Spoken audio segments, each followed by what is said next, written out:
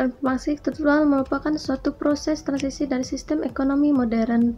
Transformasi struktural ditandai dengan pergeseran tenaga kerja dan investasi dari sektor primer ke sektor sekunder, yang terakhir ke sektor tersier. Perubahan ekonomi yang disertai dengan transformasi struktural dapat dicapai dengan cara 1. Meningkatkan produktivitas ada setiap sektor, dan 2. Mengalihkan tenaga kerja dari sektor dengan produktivitas tinggi. Konsep reformasi struktural pada sektor industri merujuk pada perubahan fundamental yang terjadi dalam struktur industri suatu negara atau wilayah geografis tertentu. Transformasi struktural ini melibatkan pergeseran dari sektor ekonomi yang didominasi oleh industri tradisional seperti pertanian dan manufaktur menuju sektor yang lebih berbasis pengetahuan dan mutasi pada layanan. Perekonomian negara berkembang pada umumnya masih didominasi oleh sektor primer seperti sektor pertanian. Namun, setelah melewati pembangunan dan modernisasi ekonomi yang meningkatkan PDB nasional, sektor-sektor sekunder dan tersier seperti industri dan jasa menjadi hal yang lebih penting dibandingkan sektor primer. Perubahan struktural merupakan suatu transformasi struktur ekonomi yang awalnya memiliki fokus pembangunan pada sektor pertanian menuju perekonomian yang lebih didominasi oleh sektor industri dan jasa. Perubahan struktural yang tinggi tentu berkaitan dengan proses pertumbuhan ekonomi pada suatu wilayah. Umumnya, transformasi yang terjadi di negara berkembang adalah transformasi dari sektor pertanian ke sektor industri. Proses perubahan struktur ekonomi ditandai dengan merosotnya pangsa sektor pertanian, baik dalam PDRB maupun dalam hal kesempatan kerja. Seiring dengan meningkatnya pangsa industri dan jasa, Indonesia sebagai salah satu negara yang sedang berkembang tentu memerlukan transformasi ke arah industrialisasi. Selain untuk meningkatkan PDB, industrialisasi juga ditujukan untuk mendukung sektor pertanian. Hal tersebut dikarenakan sektor industri diyakini sebagai sektor yang mampu memimpin sektor-sektor lain menuju ke arah perekonomian yang lebih modern. Transformasi struktural pada sektor industri mengacu pada perubahan signifikan dalam cara industri beroperasi, beradaptasi, dan berinovasi untuk menghadapi tantangan dan peluang baru. Hal ini dapat mencakup berbagai aspek, seperti perubahan dalam teknologi, proses produksi, organisasi perusahaan, dan pasar. Berikut adalah hasil dan pembahasan konsep transformasi struktural pada sektor industri. Hasil transformasi struktural pada sektor industri yang pertama, perubahan teknologi. Transformasi struktural seringkali melibatkan pengadopsian dan penerapan teknologi baru dalam proses produksi dan operasi industri. Contohnya penerapan teknologi otomatisasi, robotika, kecerdasan buatan, Internet of Things, dan manufaktur digital. Teknologi ini dapat meningkatkan efisiensi, produktivitas, dan fleksibilitas dalam industri. Yang kedua, perubahan proses produksi. Transformasi struktural dapat melibatkan perubahan dalam cara produksi, misalnya pengadopsian metode produksi yang lebih efisien, penggunaan material yang lebih ramah lingkungan, atau implementasi konsep lain manufacturing untuk mengurangi pemborosan. Selain itu, perubahan proses produksi juga dapat melibatkan penggunaan teknologi baru seperti manufaktur adiktif atau 3D printing untuk menciptakan produk dan dengan cara lebih inovatif dan fleksibel. Perubahan organisasi perusahaan. Transformasi struktural dapat melibatkan restrukturisasi organisasi perusahaan untuk meningkatkan kinerja dan adaptasi terhadap perubahan. Ini dapat mencakup perubahan dalam struktur hierarki, penggunaan kerja lintas fungsi, pengembangan kemampuan karyawan, dan penggunaan sistem manajemen yang lebih responsif dan terintegrasi. Perubahan ini bertujuan untuk menciptakan lingkungan kerja yang lebih kolaboratif, inovatif, dan adaptif. Perubahan pasar. Transformasi struktural pada sektor industri dapat dipicu oleh perubahan dalam preferensi dan permintaan pasar, misalnya pergeseran permintaan konsumen terhadap produk ramah lingkungan atau permintaan yang lebih tinggi terhadap produk-produk digital. Transformasi ini mungkin memerlukan pengembangan produk baru diversifikasi pasar atau pengguna strategi pemasaran yang lebih efektif untuk memenuhi kebutuhan dan ekspektasi pelanggan.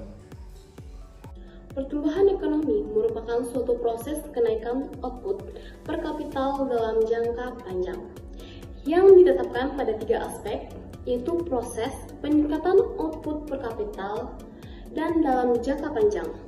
Dalam model perubahan struktural, pertumbuhan ekonomi merupakan aspek dari perubahan struktural karena adanya pergeseran permintaan dan alokasi sumber daya yang mendorongnya terjadinya perubahan teknologi. Sektor tersier meliputi sektor perdagangan, transportasi, dan pergudangan, penyediaan akomodasi dan makan, minum, informasi dan komunikasi, jasa keuangan dan asuransi, real estate, jasa perusahaan, administrasi pemerintah, jasa pendidikan, jasa kesehatan, dan jasa lainnya.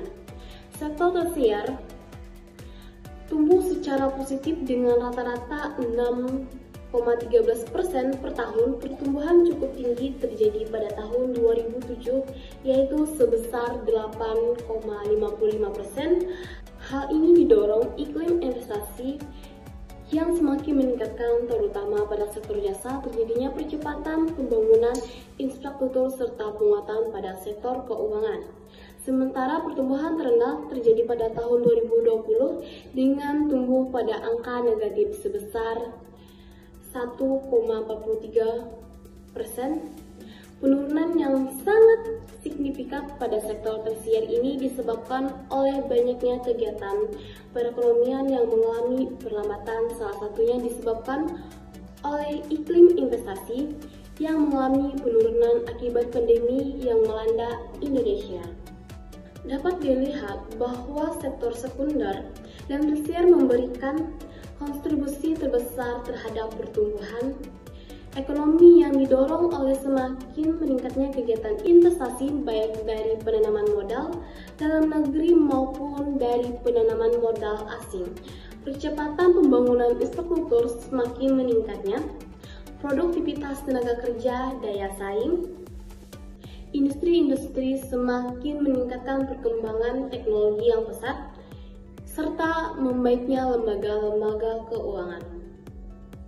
Seperti yang kita ketahui dan kita dengar bahwa Indonesia akan menjadi Indonesia emas di tahun 2045, di mana Indonesia berusia 100 tahun sejak kemerdekaan.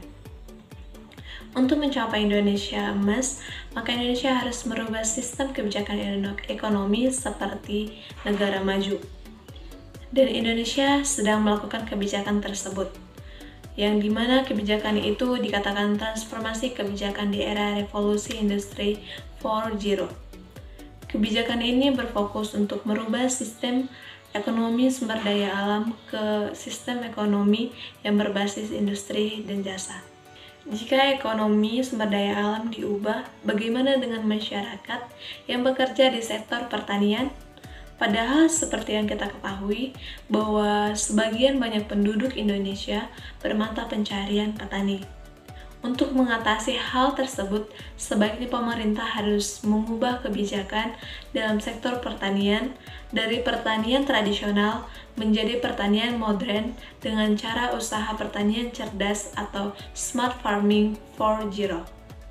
Smart Farming 4.0 berpotensi besar untuk meningkatkan pendapatan para petani dan berkontribusi terhadap keberlanjutan petani. Dalam Smart Farming ada teknologi yang digunakan, di mana teknologi tersebut yaitu teknologi blockchain.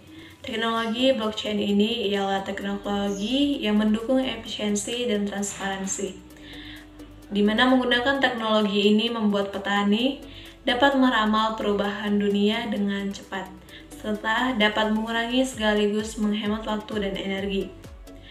Dan teknologi ini hadir sebagai solusi pertanian off-farm yang mendekatkan petani dengan konsumen dan menciptakan sinergi erat antara petani, pengusaha pertanian, dan konsumen.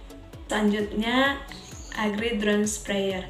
Agri-Drone ialah sebuah inovasi yang digunakan untuk aplikasi pestisida pupuk cair, dan penyiraman yang lebih tepat untuk menghindari penggunaan pupuk dan pestisida yang berlebihan. Drone sprayer ialah pesawat nirawak yang berfungsi untuk menyemprotkan pestisida untuk membasmi organisme pengganggu tanaman. Drone ini dapat bekerja secara mandiri. Dan terakhir ialah drone untuk pemetaan lahan. Drone merupakan perkembangan dari teknologi dalam bidang pemetaan di mana pemanfaatan pesawat tanpa awak dalam pemotretan udara dimanfaatkan dengan teknologi GIS untuk memetakan suatu lahan.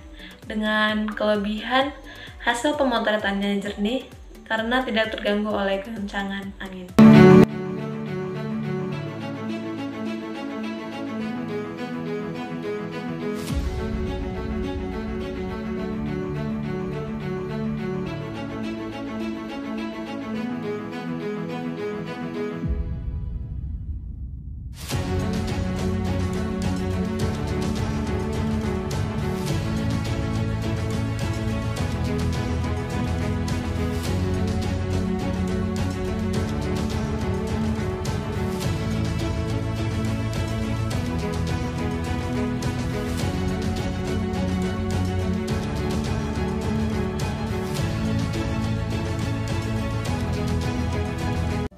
Kesimpulan transformasi struktural ekonomi dari pertanian, industri, dan jasa.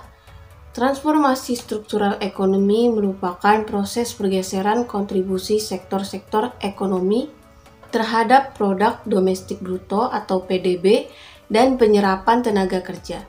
Berikut kesimpulannya.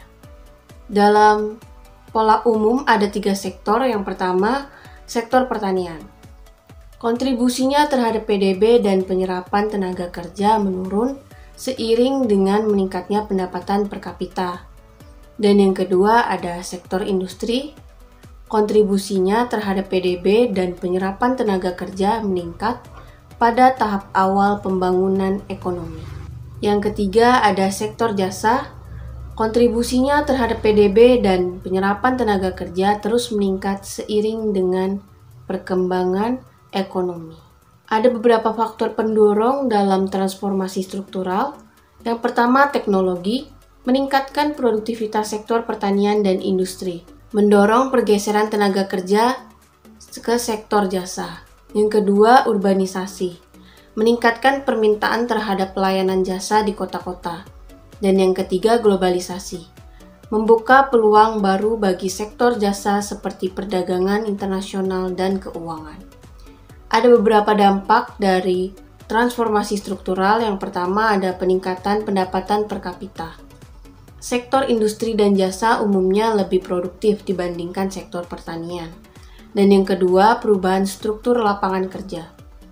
Pergeseran tenaga kerja dari sektor pertanian ke sektor industri dan jasa. Dan yang ketiga, ketimpangan pendapatan.